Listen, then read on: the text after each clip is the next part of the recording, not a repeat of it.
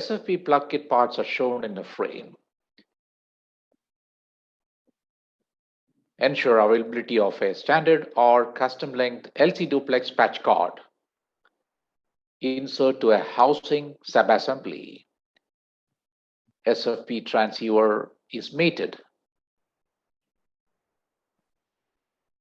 Holder assembly is done and inserted to the housing body.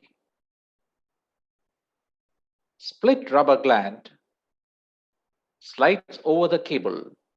Insert to the rear of the housing body.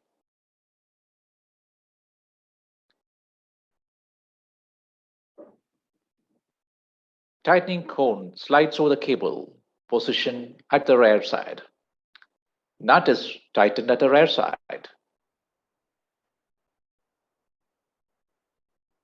Protective cap is inserted.